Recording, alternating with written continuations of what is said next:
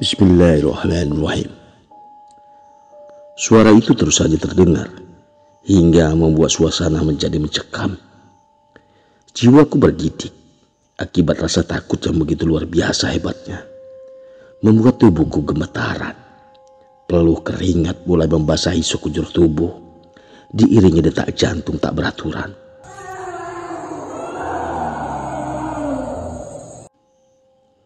Suara itu sangat menakutkan, seperti erangan monster yang sedang lapar. Aku merengkuh ketakutan di balik batang pohon yang hendak didaki. Di tengah gelapnya hutan belantara ditemani cahaya kilat. Embusan angin kencang membuat dahan pohon bergesek satu dan yang lainnya. Suara riuhnya membuat suasana semakin menegangkan. Di dalam hati, aku meminta agar suara itu segera cepat menghilang. Karena semakin lama indera pendengaran menangkap suara itu, makin besar pula rasa takut ini. Allahumma inna najaluka fi nuhurihim wa anazubika min surihim. Artinya, ya Allah, kami menjadikan Engkau sebagai pihak yang memegang leher mereka, dan kami berlindung kepadamu dari kejahatan mereka.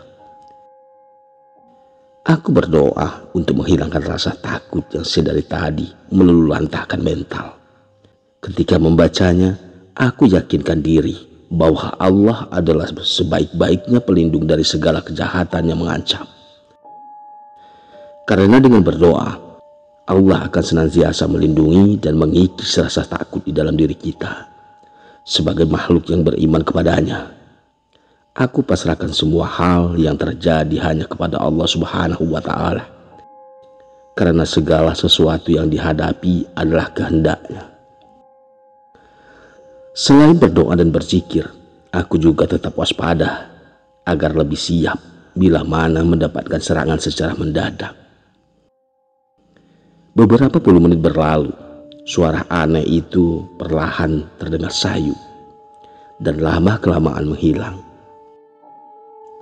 Setelah suara aneh itu benar-benar menghilang, aku kemudian menghampiri pohon besar yang sedari tadi diincar. Lalu dengan susah payah aku memanjatnya. Diameternya yang lebih besar dari ukuran tubuhku, ditambah lagi rintik-rintik hujan membuat batangnya licin. Aku sedikit kesusahan. Namun berkat kegigihan dan kerja keras, akhirnya aku berhasil menaikinya. Ketika sudah berada di atasnya, tiba-tiba saja hujan yang tadinya merintik kini mulai keroyokan, menderas dan membasahi tubuh. Sesekali juga embusan angin kencang membuat batangnya bergoyang. Sekelebatan cahaya kilat memberi penerangan. Hal itu memudahkan pencarian lokasi keberadaan Ozi. Dari cahaya yang sekilas itu pula, aku seolah melihat sebuah tenda berwarna hijau nun jauh di sana. Keyakinan dalam diri mengatakan bahwa itu adalah tenda gantung yang aku dirikan untuk Ozi berlindung. Di tengah hujan yang terus menderas, ditemani cahaya kilat, sesekali juga suara petir menggelegar. Aku perlahan turun dari batang pohon itu. Sudah tidak dihiraukan lagi keluh kesah raga yang lelah. Saat ini bertemu kembali dengan Ozi adalah hal utama. Aku menerobos hutan di tengah kegelapan, ditemani hujan dan sekelebatan cahaya kilat sebagai penerang. Hingga pada akhirnya aku keluar dari kawasan vegetasi hutan lebat dan tiba di sebuah trek. Betapa senangnya hati ini karena bisa kembali lagi ke jalur pendakian. Semoga saja ini bukan tapak tilas. Sejurus kemudian, akhirnya aku tiba di dataran yang tidak terlalu luas. Disambut embusan angin kencang. Hal pertama yang aku lihat, sebuah tenda terpasang di dalam shelter. Aku menghampiri tenda itu, tapi sayang tidak ada orang di dalamnya. Perlahan aku mulai menyadari bahwa sebuah tenda yang terlihat di atas pohon tadi bukanlah tenda gantung yang kupasang kala bersama Ozi. Tetapi entah mengapa aku seolah sangat mengenali tenda ini. Ku coba mengamati dan memeriksanya. Barangkali apa yang ada di dalam pikiranku benar. Yah, tenda itu adalah kepunyaan Sultan yang beberapa hari lalu kami beli di sebuah toko di Palembang. Ada kebahagiaan terlukis di wajah tak kala mengetahui bahwa tenda itu adalah kepunyaan temanku. Gegas saja aku mengambil senter yang tergantung di dalam tenda itu dan memeriksa wajan yang tertutup rapat di atas tungku batu, tak jauh dari shelter. Wajan itu masih panas. Itu berarti ketiga temanku masih ada di sekitar lokasi ini. Namun sangat hendak memakan makanan instan di dalam wajan itu. Seketika memori tentang Ozi bertebaran di alam pikiran. Aku mengurungkan niat memakannya, lalu mencari makanan lainnya yang bisa dibawa. Jika Ozi lapar, aku harus lapar. Begitu juga sebaliknya. Jika aku kenyang, Ozi harus kenyang juga. Sejurus kemudian ketika sedang mencari makanan di dalam tas Carol Yuda, erangan seperti suara monster itu kembali terdengar lagi. Teriakannya bahkan lebih histeris dan lebih mengerikan dari yang pertama. Aku bergidik lalu memutuskan untuk bersembunyi di dalam tenda. Kali ini rasa takut menjelma berkali-kali lipat dari sebelumnya. Tidak pernah terlintas dalam pikiran kemana perginya ketiga sahabatku, Yuda, Sultan, dan Diego. Di benakku saat ini ialah mengusir rasa takut yang menyergap. Apalagi suara itu menggema seolah memenuhi hutan belantara dan berlangsung cukup lama. Aku mengambil apa saja yang ada di dalam tenda, lalu menyelimuti tubuh dari ujung kaki sampai ujung kepala. Tanpa disadari, mungkin karena terlalu lelah, akhirnya aku tertidur dan tidak ingat apa-apa lagi. Oh Sultan, karena tidak menemukan Bang Rian dan Ozi di shelter 2. Seberes makan malam, kami bertiga memutuskan untuk mencari keduanya. Sudah dapat disimpulkan bahwa mereka tersesat. Malam ini cuaca cukup ekstrim. Angin kencang seolah ribut tak ingin berdamai. Riuh suara guntur di atas langit seolah memberi peringatan. Awas, sebentar lagi hujan badai akan turun. Setiap kali kami melangkah, teriakan memanggil nama Bang Rian dan Ozi yang dilakukan secara bergantian, seolah memenuhi belantara Gunung Kerinci. Semilir dinginnya angin malam, rasa perih akibat menerobos semak-semak sudah tak dihiraukan lagi. Terserah bagaimana menderitanya raga ini, yang penting kami bisa berkumpul kembali. Di saat langkah mulai lelah, gerimis pun merintih. Kami terpaksa harus menerobos jalur yang tidak pernah dilalui untuk mencari Bang Rian dan Ozi. Namun setelah beberapa puluh menit berlalu, tak satu pun kami menemukan tanda-tanda keberadaan mereka. Di tengah tubuh yang mulai lelah, Yuda berkata, "Suara hampir habis. Sebaiknya kita mencari keberadaan mereka sambil memukul sesuatu untuk memberi bunyi."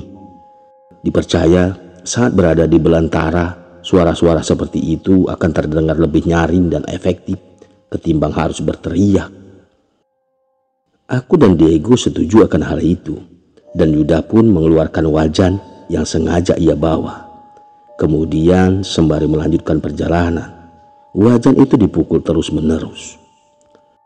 Saat lelah kian menyiksa dan tubuh serasa ingin menyerah, di tengah peralihan rintik ke hujan, kami menemukan sebuah trek pembukaan jalur. Di beberapa pohon terdapat sebuah tanda menyilang. Yuda memeriksa pohon-pohon kecil yang tumbang akibat ditebang itu. Pohon ini baru ditebang. Sepertinya jalur dan tanda ini sengaja dibuat untuk patokan sebuah arah. Kalau begitu, kita telusuri saja, usulku. Kami bertiga memutuskan untuk menelusuri jalur itu. Karena kuat dugaan tanda-tanda tersebut sengaja dibuat oleh Bang Rian ataupun Ozi. Karena sepengetahuan kami, tidak ada pendaki yang mendaki Gunung Kerinci selain kami. Benar saja, tidak membutuhkan waktu lama. Beberapa menit kemudian, kami menemukan sebuah tenda gantung di antara pohon-pohon rindang. "Sepertinya itu tenda. Ayo kita ke sana." Gegas saja, dengan langkah cepat kami menghampiri tenda itu. Hal pertama yang didapati, sebuah tenda gantung tak berpenghuni. "Coba kalian lihat ini," ujar Diego sembari menunjuk ke suatu benda tergeletak di bawah tenda gantung itu. "Tas keril Ozzy dan Bang Rian. Berarti ini tenda mereka," ujar Yuda. "Tapi kemana mereka?" tanya aku. Kami mengedarkan pandangan ke semua sudut sebelum Diego berpendapat. Mungkin saja Bang Rian dan Ozzy sedang mencari sesuatu untuk bisa dimakan. Atau boleh jadi mereka ke sumber mata air. Sesaat kami tertegun, tak kalah melihat kuaci berserakan di sekitar tenda dan botol air minum yang tergeletak dengan tutup terbuka. Saya rasa mereka bukan pergi mencari makan atau ke sumber mata air. Karena jika mereka pergi ke sumber mata air, mana mungkin botol-botol kosong ini tergeletak di sini? Saya khawatir sesuatu telah terjadi, aku berpendapat. "Semoga tidak terjadi apa-apa pada mereka," potong Yuda. Namun saat otak sedang berpikir tentang penemuan kuaci berserak dan botol yang tergeletak itu, tiba-tiba kami dikejutkan oleh suara aneh yang sangat mengerikan.